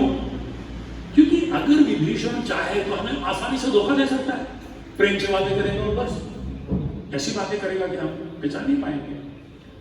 तो मुझे नहीं लगता वो, मैं समझता हूं एक व्यक्ति की प्रामाणिकता जो है, इंटेग्रिटी ऑफ ए पर्सन, कि भाई 4 चीज देखना है, और ये 4 चीज में अगर सही रहे तो हमें लगता है हमें निर्णय लेना चाहिए। 4 चीजों को देखिए। एक, हिज इंटेंशन, उसका उद्देश्य क्या है, हृदय में उद्देश्य क्या है।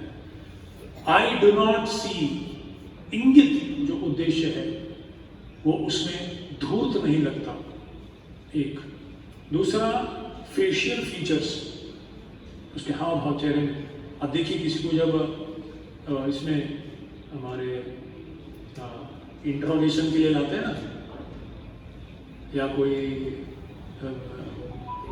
एयरपोर्ट में भी किसी को पकड़ लेते हैं ऐसा, तो उसको अगर लिखा गया लाई डिटेक्टर बोलते हो, तो देखे तो तुरंत पता लग जाता है कि उसको फड़फड़ा रहा था उसका हृदय, और थोड़ा बोलने में हिचकिचा जाता है, सब कुछ नहीं बोले। उसका आकार जो है बड़े केयरफ्री है, मतलब गिल्टलेस हार्ट, उसके हृदय में मतलब किसी प्रकार का गिल्ट नहीं है, तो सीधे आके बोल रहा है। दूसरा, उसकी चेष्टा या behaviour, very fearless and steady, कोई गलती नहीं है, कुछ गलत ये नहीं है, और इसीलिए वो निर्भय है और बड़ा स्थिर लग रहा है। अब जहां तक उसकी भाषा है, it is very clear, very direct, no hastiness, no obscurity. और मैं रावण का नहीं, स्पष्ट कह रहा है, मैं रावण का भाई हूं, मैं उससे निराश हो चुका हूं, मैं उससे सारे संबंध, उसने मुझसे तोड़ दिया, और इसीलिए मैं राम की शरण लेने, स्पष्ट बता रहा है वो, हिचकिचाहट नहीं उसके वाणी में। और he seems honest in seeking shelter. बड़ी ईमानदारी के साथ सीधे सीधे प्रामाणिकता से कह रहा है। और यहां हनुमान जी कहते हैं सुग्रीव जैसे वो भी, यहां एक चीज हनुमान जी बोलते हैं, like Sugriva he too wants a similar favour. Sugriva आए थे ताकि उनको राज्य मिले और उसी पर से यहां भी आए। यहां हनुमान जी उस तरह से सोचते हैं और फिर कहते हैं कि प्रभु अब आप निर्णय लीजिए, मैं अपना मत बता दिया, आप जो योग्य समझे आप कीजिए। राम देखते हैं कि हनुमान का जो निष्कर्ष है वो धार्मिक है और वो सही भी है। और तब कहते हैं मित्र भावेन संप्राप्तम न्यत्यजेयं कथंचन दोषो यद्यपि तस्य सा सता इतदहर्गितम। भले उसके अंदर कितने भी दोष क्यों न हो, भले वो हमें अपघात करने और हमारा नाश भी करने, हमारा बुरा करने भी अगर आया हो, उस उद्देश्य से भी आया हो, क्योंकि उसने अपना मैत्री के हाथ बढ़ाया है, मैत्री चाहता है और मैं कटिबद्ध हूं उसको देने के लिए, और मैं निश्चित रूप से उसको आश्रय दूंगा और उसे मैं सम्मान दूंगा। पर तुरंत सुग्रीव कहता है, सुग्रीव पूछते हैं कि हे रामचंद्र जी, ये तो जब जरूरी है उसके भाई को, उस समय अपने भाई को छोड़ के यहां आया हुआ है, हाँ, तो इसीलिए मुझे लगता है उसको उसके ऊपर विश्वास नहीं करना है। पर राम जो शरणागत व्यक्ति है उसके समय नहीं देखते, क्या ये योग्य समय है? अगर समय देखते तो द्रौपदी उस समय रजस्वला थी जब वो शरणागत हुई। समय नहीं देखते भगवान, जगह नहीं देखते। अरे अर्जुन शरणागत हुआ, कार्पण्य दोषोपहत स्वभावः पृच्छामि त्वां धर्म सम्मूढ़ चेता यक्षे यस्यां निश्चित ब्रूहितं मे शिष्यस्तेहं शाधिमां त्वां प्रपन्नम। शरणागत हुआ कहा रणभूमि में, वो योग्य स्थान नहीं है शरणागत होने के लिए। तो न समय देखा, न स्थान देखा, न परिस्थिति देखी। कंस का जो फूल बेचने वाला, फूल बनाने वाला, कंस का हार बनाने वाला माली था सुदामा, परिस्थिति कंस के लिए बनाया हुआ था, पर पता नहीं कृष्ण को देखते ही उसने सौंप दिया। तो देश काल पात्र कोई बाधा नहीं होती जहां तक शरणागति का सवाल होता है। एक सबसे महत्वपूर्ण चीज है एक योग्य और शुद्ध हृदय, बस यही एकमात्र जरूरी है, योग्य और शुद्ध हृदय। और जहां तक सवाल है, वो कहते हैं कि तुम लोग कह रहे हो कि नहीं, पता नहीं वो शत्रुओं का पूरा भाई है, वो शत्रुओं को ले आएगा। तो होते अगर जरूरत पड़े तो न केवल जितने सारे असुर हैं वहां लंका में, बल्कि इस सृष्टि में जितने सारे असुर हैं, उन सब असुरों को मेरे एक क्या कहते हैं टोनेल अंगूठे से, पैर के अंगूठे से मैं कुचल सकता हूं। तो कोई पूछ सकता है, अरे महाराज इतना बड़ा बड़ा बातें कर रहे हो, तो इतना बड़ा वानर सेना को लेके युद्ध बनाने क्या जरूरत है, खत्म कर देना उसका एक बात है ना, सवाल उठता है। तो फिर इतना नाटक क्यों, इतने लोगों को लाना, उतना दूर और सेतु बंधन करना क्या जरूरी है, मार डालो। नहीं,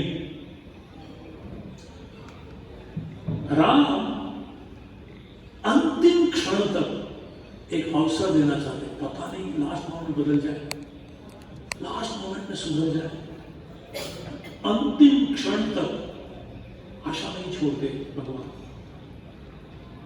और आसुरी प्रवृत्ति ऐसी है, अंतिम क्षण तक नहीं सुनते। दुर्भाग्यवश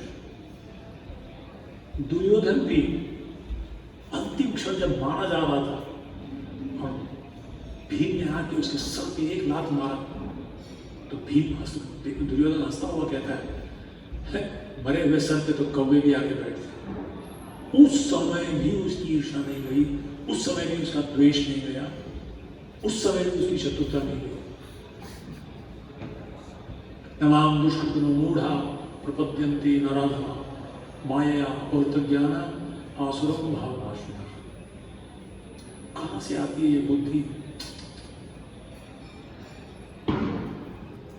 तो तब प्रभु रामचंद्र जी एक ऐसा वाक्य कहते हैं जो हमारे हृदय के लिए बड़ा प्रोत्साहन और आशा दिलाने वाली एक बात कहते हैं, सक्रदेव प्रपन्नो यस् तवास्मि इति च याचते अभयं सर्वभूतेभ्यो ददामि तद्व्रतं मम। सक्रदेव, अगर एक बार भी जीवन में व्यक्ति सक्रदेव पूर्ण रूप से शरणागत होकर प्रपन्नाय तव अस्मि, हे प्रभु मैं आपका हूं, प्लीज टेक केयर, दोनों हाथ उठाकर निस्सहाय भाव से, शरणागत भाव से, श्रद्धा पूर्वक अगर एक बार भी कहता है तवा अस्मि, मैं आपका हूं, इति च याचते, अगर एक बार हृदय से अगर याचना करता है, अभयम सर्वभूतेभ्यो, कोई भी क्यों ना हो, 84 लाख यूनियन का किसी प्रकार का जीव क्यों न हो, अभयम ददामि, उसी क्षण मां शुचः, डरो मत, मैं उसे अभयदान दूंगा। एतत् व्रतम मम, ये मेरा व्रत है, ये मेरा वचन है, ये मेरी प्रतिज्ञा है। ये कितना आशा दिलाने वाला वाक्य है। हमें बस इतना ही करना है, बस एक बार बड़ी तीव्र भाव से निस्सहाय, एक्चुअली हर क्षण हम निस्सहाय हैं, कभी भी कुछ भी हो सकता है इस संसार में, पदम पदम विपदम। जो बुद्धिमान व्यक्ति समझ जाता है ये, जिस दिन उसको समझ में आए उसी दिन वो शरणागत होता है। तो इस तरह से यहां प्रभु रामचंद्र जी कहते हैं, यहां हमारे आचार्य बड़े सुंदर बात कहते हैं, भगवान के अंदर एक खासियत है, बड़ी पेक्यूलियरिटी, बड़ा peculiar. What is peculiar about the lord? He is omniscient, मतलब कोई चीज नहीं भूलते हैं, करोड़ों जन्मों का किया हुआ पुण्य कार्य याद करते हैं, पर किसी की गलती भूल जाते हैं। He is omniscient, but he instantly forgets the faults of his children. अपने बच्चों की गलती कभी नहीं देखते। He forgets.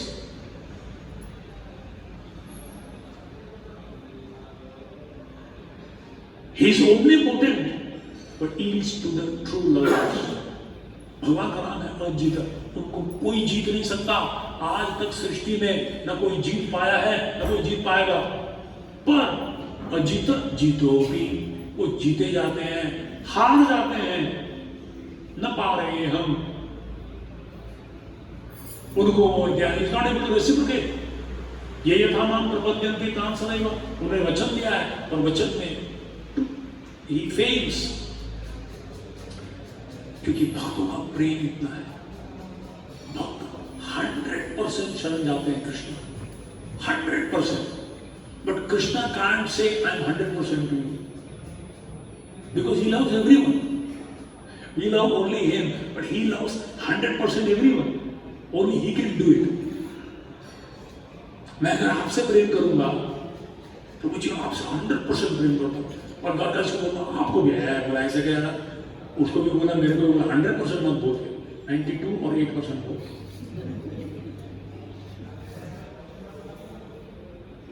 ईश्वर भैया आपको बहुत प्रेम करता, राधा रानी आपसे तो पूरा प्रेम है, सीतावा तुमसे भी है, अर्जुन तुमसे भी, बोले उसको भी बोलता है, इसको भी बोलता है, किसी एक से करता होगा ना तू? बोला नहीं, कृष्ण सेज न पा रहे, I am not able to repay. गोपियों को कहते हैं बाप रे, तुम लोगों का जो प्रेम है उस प्रेम से ही तुम संतुष्ट रहो, मैं आदान प्रदान नहीं कर सकता, मैं हार गया।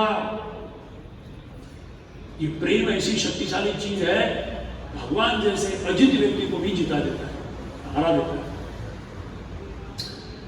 He is the supreme Lord, but becomes subordinate to his devotees. वो ईश्वर है पर वो सेवक बन जाते हैं। दोनों सेनाओं के बीच, कृष्ण मेरे रथ को ले जाओ, yes cut cut cut cut. He becomes the servant of his servant, and he is supposed to be the Lord of the Lord. तुम्ही सर्वेश्वरेश्वर ब्रजेंद्र कुमार, और वो दास दास अनुदास बन जाते अपने भक्तों के। तो इस तरह से ये सुनकर भी सुग्रीव बहुत खुश हो जाता है और तुरंत भाग के जाते हैं, और सुग्रीव विभीषण जी को बुला के ले आते हैं। विभीषण जी आते हैं और तुरंत ही अपनी उपाधि, अपने ऐश्वर्य और अपने भोग स्थान को त्याग कर पूर्ण रूप से भगवान की शरण लेते हैं, उनके चरणों में नतमस्तक होकर प्रणाम करते हैं। तुम्हारे आचार्य कहते हैं, जब एक साधक इस तरह से शरणागत होता है, अपनी उपाधि, रावण का भाई, बहुत बड़ा मंत्री, ऐश्वर्य, लंका का ऐश्वर्य, भोग स्थान जहां लंका में रहते थे पदवी और सत्ता के साथ, सब त्याग कर जब आता है व्यक्ति, सब कुछ शरणागत होकर खोकर कहता है कि मैं आपका हूं।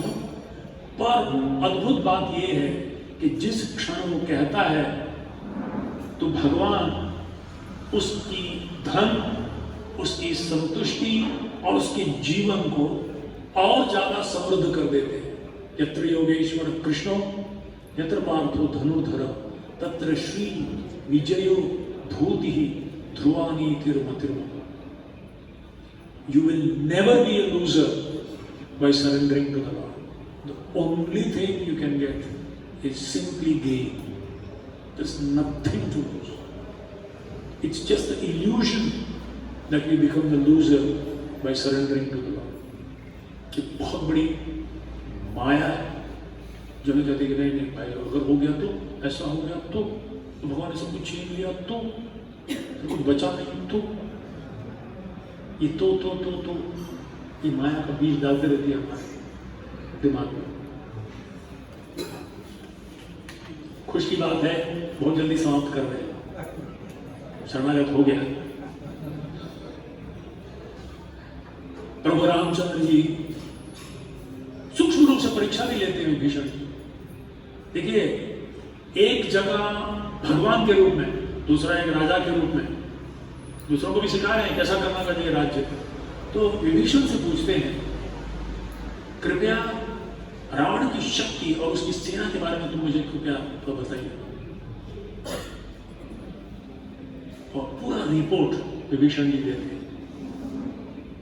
उससे पहले एनालिसिस पूरा करके आए, डाटा एनालिसिस, हनुमान जी। और हनुमान जी परफेक्ट, पूरा मेरा जो टैली हो गया पूरा। एक्सेल शीट मैंने भी देखा, इतने लोग हैं, इतने लोग हैं, इतना ये है, परफेक्टली टैलीज। राम घोषणा करते हैं, मैं न केवल मैं रावण बल्कि उसकी पूरी जो क्या बोलते हैं डायनेस्टी, वंश का मैं नाश कर दूंगा। और मैं वचन देता हूं विभीषण, तुम्हारा मैं राज्याभिषेक करूंगा लंका नरेश के रूप में, तब तक मैं अयोध्या वापस नहीं लौटूंगा जब तक ये वचन पूरा नहीं करता मैं। रावण अब कहीं भी चला जाए तीनों लोगों में, वो मुझसे अभी बच नहीं सकता हूं। और मैं अपने तीनों भाइयों की कसम खाकर कहता हूं ये वचन मैं तुम्हारा निभाऊंगा। और तुरंत विभीषण भी प्रण करता है कि हाँ, मैं भी पूर्ण रूप से मैं आपकी सहायता करूंगा, क्योंकि अब आपका हूं। और खास करके इंद्रजीत, कल शायद हम जा रहे हैं उस स्थान पे जा रहे हैं जहां इंद्रजीत ने यज्ञ किया था just before going to the war. तो उस समय लक्ष्मण जी को मार दिया जाता है, बहुत तपस्या रहता है। और अभी एक यज्ञ कर रहा है, वो यज्ञ समाप्त होने से पहले अगर उसे मारा नहीं गया तो इतना शक्तिशाली हो जाएगा तो कोई नहीं मार पाए। और फिर लक्ष्मण जी जाते हैं उसका वध करते हैं। वो यज्ञ होने के पहले, वो स्वाहा करने के पहले उसका ही स्वाहा कर देते हैं। तो इस तरह से कई जगह ऐसे ऐसे रहस्यमय बातें विभीषण जी राम को बतलाते हैं, जिसके बिना भौतिक रूप से देखा जाए तो असंभव था रावण का वध करना, एक रूप से, भौतिक रूप से अगर दृष्टिकोण से देखा जाए।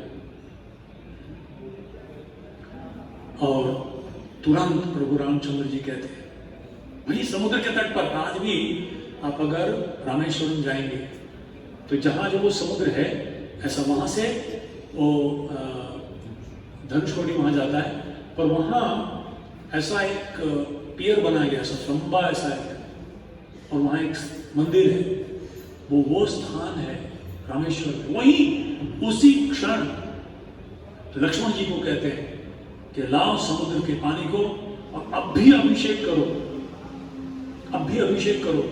और तुरंत उसको लंका नरेश के रूप में अभिषेक हो जाता है। That is his promise. तो हमारे आचार्य, श्री वैष्णव आचार्य प्रश्न करते हैं, अरे ऐसे कैसे? बाई चांस, ठीक है, रावण को तो 100% मारे, बाई चांस अगर वहां पहुंचने के बाद रावण आके शरण गया, बोला प्रभु मैं 1 नंबर का मूर्ख था, 10 का 10 मेरा सर बिगड़ गया था, अब सारा 10 सर एक ही सर हो गया है, my dear sir I am surrendering. अगर शरणागत हो जाए तो 100% भगवान तो कहते हैं कि भाई रावण भी अगर आके शरणागत होगा तो मैं उसको आश्रय दूंगा। तो कह दिए भगवान ने, विभीषण होगा अभी रावण हो, अगर रावण शरण हो गया तो क्या करते थे? वचन दे दिया है रामचंद्र जी ने। तो कहते हैं, आचार्य कहते हैं कि नहीं, तो 10 इसको बोलते थे अपने भरत को, भरत इसको ले दे राज्य अयोध्या का। नहीं तो सुग्रीव को कहते थे, निश्चित रूप से करने के लिए तैयार थे। तो तुरंत उसका राज्याभिषेक कर देते। और विभीषण जी तैयार होकर आते हैं और तत्पश्चात वो सेतु बंधन शुरू होता है। विभीषणार्पित रंग करा त्र्यंबक कारमुख भंज करा, बाद में उसमें आता है। तो फिर विभीषण जी पूर्ण इसके बाद वापस अयोध्या जाते हैं, प्रभु रामचंद्र जी का राज्याभिषेक हो जाता है। तब पश्चात जब विभीषण जी वापस नहीं जाना चाहते, बोलते मैं क्या जाऊंगा, आप चलो लंका में, नहीं तो मैं नहीं जाऊंगा। तो रामचंद्र जी बोलते कि नहीं, वो सब आपको जाना ही है, आपका जवाबदारी है। अभी लंका नरेश हुआ, फिर भी बहुत जब करते हैं तो इक्ष्वाकु वंश का धन संपत्ति जो आया हुआ, रंगनाथ स्वामी, आज जो श्रीरंगम में हम रंगनाथ स्वामी को देखते हैं, वो रंगनाथ स्वामी ब्रह्मा जी द्वारा पूजित है, सेवित है। तत्पश्चात महाराज इक्ष्वाकु द्वारा सेवित विवस्वान, उसके बाद इक्ष्वाकु वंश से आया हुआ, फिर इस पृथ्वी पर आया। पृथ्वी पर प्रभु रामचंद्र जी ने सेवा किया था, और उस रंगनाथ जी के सुंदर विग्रह को विभीषण को सौंप देते हैं और कहते हैं कि मैं इनसे अभिन्न हूं, तुम इन्हें ले जाओ। और वो बड़े खुशी से जाते रहते हैं। और श्रीरंगम में एक राजा धर्मवर्मन बोल के रहते हैं, बहुत लंबी कहानी है, अभी श्रीरंगम में जाएंगे तो सुनाएंगे। वहां रख देते हैं कुछ क्षण के लिए, रखने के बाद रंगनाथ जी कहते हैं अभी मैं नहीं आऊंगा, मैं यहीं रहूंगा। पर मैं दक्षिण दिशा में मुड़ के तुम्हारी ओर देखते रहूंगा, अपनी कृपा कटाक्ष डालते रहूंगा। और इसीलिए रंगनाथ जी एक ही ऐसे विग्रह है जो दक्षिण दिशा की ओर मुड़ के विभीषण को देख रहे हैं। और आज भी विभीषण जी रेगुलरली आके रंगनाथ जी की सेवा करके जाते हैं, जैसे वो जगन्नाथ जी की भी सेवा करते हैं। बोलो विभीषण जी की जय, प्रभु रामचंद्र जी की जय, श्री सीताराम लक्ष्मण हनुमान की जय। एकदम समय पे मैंने खत्म किया, विभीषण की शरणागति भी हो गई और मेरा संकल्प भी संपूर्ण हुआ यज्ञ। और अभी क्या प्रभु, आज आपने जब आरंभ किया तो रामचंद्र जी समुद्र के सामने खड़े थे, गुस्से में थे। क्या आप द कंसेप्ट ऑफ भय बिन प्रीत न होए हमें बता सकते हैं? क्या क्या भय बिन प्रीत न होए, उस कंसेप्ट पे भय बिना प्रीत न होए। क्योंकि आज जब हमने आरंभ किया तो रामचंद्र जी समुद्र के सामने गुस्से में खड़े थे। एंड क्योंकि आजकल ये कंसेप्ट बहुत रेलिवेंट है और हमारे प्राइम मिनिस्टर जी इस पर बातचीत करते हैं, तो ये कंसेप्ट थोड़ा अगर आप 2 मिनट और Actually, it's an amazing thing. There are 4 types of motivating factors to follow the Lord or to surrender. 4 प्रकार से शास्त्र हमें प्रेरित करते हैं। एक है भय, और भय किसके लिए? जो खास करके तमगुणी लोग हैं। उदाहरण के लिए समझ लिए कोई दारू पीता है, सिगरेट फूकते हैं और कोई कहते हैं भाई छोड़ दो, नहीं छोड़ता है। पर अगर वो देखता है किसी को कैंसर हो गया है, तो एक वीडियो दिखाया था मैंने, बाप रे, उसका चीक कैंसर हो गया, उसका पूरा यहाँ से ये चमड़ी निकाल गया, वो खा रहा है और इधर से दिख रहा है वो कैसे चबा रहा है। It was such A horrible looking. कोई भी इस तरह से जो आदत है वो डर के मारे छोड़ देगा। तो इसी तरह से शास्त्रों में भय दिखाया जाता है तमोगुणी व्यक्ति के लोगों के लिए, या क्योंकि सत, रज और तम जो गुण है हम भी अलग अलग परिस्थिति से गुजरते हैं। Singapore is called a fine city, you know that? You know why it is called a fine city? Regularly fine for everything. ये यहाँ अगर मार्क किया गया यहाँ पार्किंग करना है, 6 इंच इधर आपने कर दिया, इतना बड़ा फाइन है। और अगर 10 ग्राम से ज्यादा ड्रग्स ले गए और आप पकड़े गए, इमीडिएटली फांसी का सजा। या so sometimes fools dare where the angels fear to tread. सो भय भी जरूरी है। तो किस चीज का भय? नरक का भय, अधोगति जाने का भय, नीच योनि में जन्म लेने का भय, गरीबी का भय, मृत्यु का भय, बीमारी का भय। तो भय के द्वारा लोग प्रेम करना शुरू करते हैं या आज्ञा पालन करना शुरू करते हैं। तो जो एकदम तमोगुणी व्यक्ति है तो उनको भय दिखाना भी जरूरी है। और इसीलिए भागवत में भी 5वें स्कंद में नरक का वर्णन है, 33 नरकों का।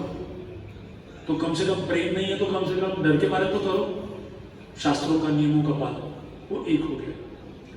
जो रजोगुणी है वो बहुत ही निम्न श्रेणी के कार्य नहीं करते, पर उनके अंदर बहुत सारी मनोकामनाएं हैं, इच्छाएं हैं, और उन इच्छाओं को पूर्ण करने के लिए वो आश्रय लेते हैं। तो उनको गाजर लटकाना, विद्यार्थी लभते विद्या, धनार्थी लभते धनम, पुत्रार्थी लभते पुत्रां, मोक्षार्थी लभते गति, जपे गणपति स्तोत्रम, षड्भिर्मासे फलं लभेत्, संवत्सरेण सिद्धिञ्च लभते नात्र संशयः।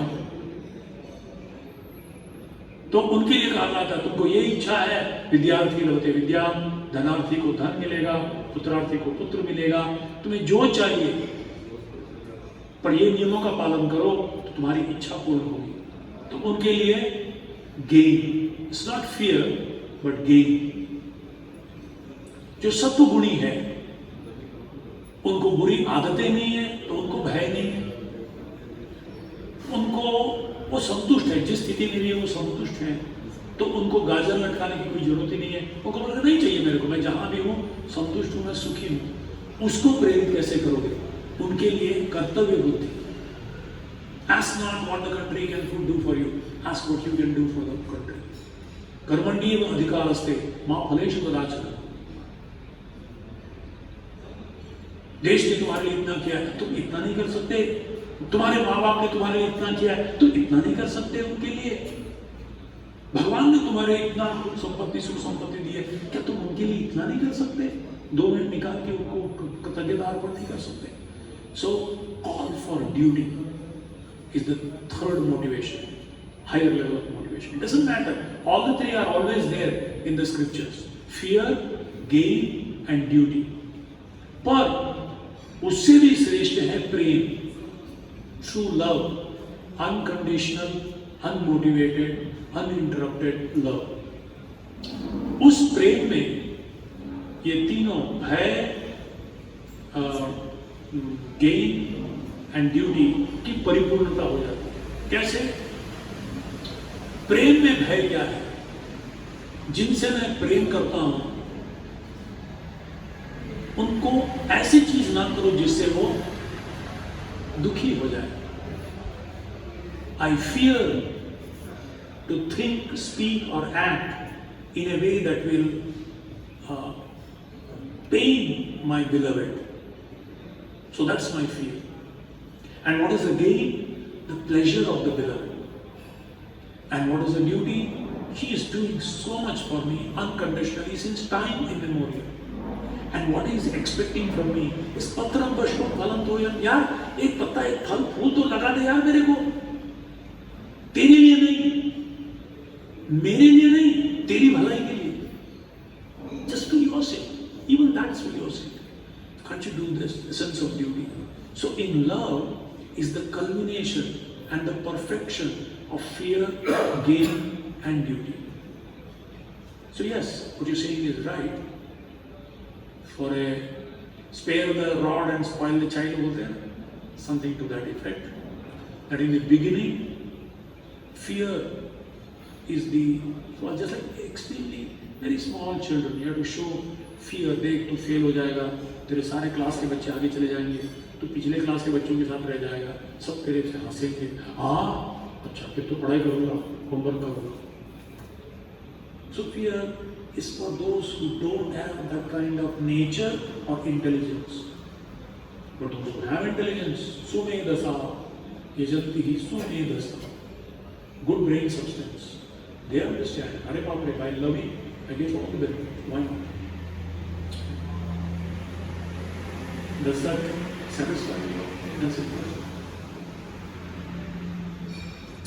Okay, तो अभी युद्ध कांड समाप्त करेंगे हमारे नाम रामायण में आज का कोटा। तो युद्ध कांड में पहले मैं बता देता हूं, मैं जब ये मेरी माँ, मैं बचपन में मेरी माँ गाती थी, बिना जाने मेरा कंठस्थ हो चुका था, पर मैंने कभी बोला नहीं था, पर कान से सुनता था। तो पहली बार जब मैं यहाँ सुना तो बड़े नैसर्गिक रूप से मैं उसको याद कर पाया। तो मैं सुनता था, मेरी माँ जब गाती थी ना, टिल हियर, टिल सुंदरकांड ना बड़े प्रेम से गाती थी। कपिवर संसद संस्मृत ऐसा गाती थी। और जब सुंदरकांड में आती थी ना, सडनली फोर्थ गियर लगा, रावण ने धन प्रस्त करा, आप तो मानो बैंड बज रहा है, ऐसे तुम बज रहे, चलो सेना, वानर सेना चलो। बोला ना, अरे ये स्पीड क्यों बढ़ा दी? शायद सब्जी काट रही है और थोड़ा जल रहा है, शायद जल्दी जल्दी हो गया। बोला नहीं, हर रोज वैसे ही होता था। तो स्पीड बढ़ता था, तब समझ में आया अब ये एक्शन शुरू होने वाला। तो रावण निधन प्रस्थित करा, रावण का निधन करने के लिए प्रस्थान किए। वानर सैन्य समावृत करा, पूरा वानर से सैन्य से समावृत होकर लग चले राम। शोषित शरीर शासित राम, आज जो मैंने हमने वर्णन किया, शरीर शरीर यानी सरिता नदियां, शरीरीश मतलब नदियों के राजा यानी समुद्र। पहले आर्थिक पहले प्रार्थना की, और जब नहीं सुना समुद्र राज, तो उन्होंने शोषित उसको सुखाने का भय दिखाया, और तब शोषित शरीर शाश्वत राम अर्थितराम, विभीषण अभयदायक राम, जो आज हमने चर्चा किया। फिर पर्वत सेतु निबद्ध करा, पर्वत की चोटी, बड़े बड़े चोटियों को लेकर सेतु का निर्माण किया। पर्वत सेतु निबद्ध करा, कुंभकर्ण शिर छेदन राम, और लंका में जाकर एक एक असुरों का वध किया। और उसमें से सबसे प्रमुख एक बहुत बड़ा फेज 1, फेज 2, फेज 3। फेज 1 था कुंभकर्ण का, he was the most notorious man, most feared, practically impossible to kill him. वो ऐसे असुरों का, मतलब वानरों को तो ऐसे खाक चलाते जा रहा था, कुरमुरा खाते जैसे। कुंभकर्ण शिर छेदन राम, राक्षस संग विमर्थ करा, संग मतलब झुंड झुंड, राक्षस संग मतलब उनकी पूरी जो क्या बोलते हैं वंश, एक एक करके राक्षस की झुंड झुंड में राक्षस संग विमर्थ करा। अहिमहि रावण चारण राम, हनुमान जी के द्वारा मही रावण का वध करवाया प्रभु रामचंद्र जी ने। संहृत दशमुख रावण राम, और अंत में संहृत दशमुख रावण का भी उन्होंने वध किया। बोलो श्री रामचंद्र भगवान की।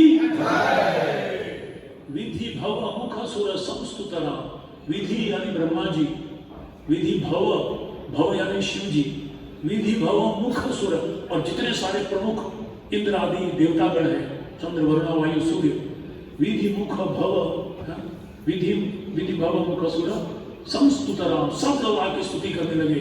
हे प्रभु धन्यवाद, जिस उद्देश्य से आप अवतरित हुए आपने अपना कर्तव्य पूर्ण किया, और इस तरह से उनकी स्तुति करने लगे। खस्थित दशरथ वीक्षित राम, इंद्र जी जब आए स्वर्ग से दशरथ महाराज को भी ले आए, और दशरथ आकाश मार्ग में स्थित होकर धन्यवाद दिए, सीता जी को भी संदेश दिया, धन्यवाद दिया।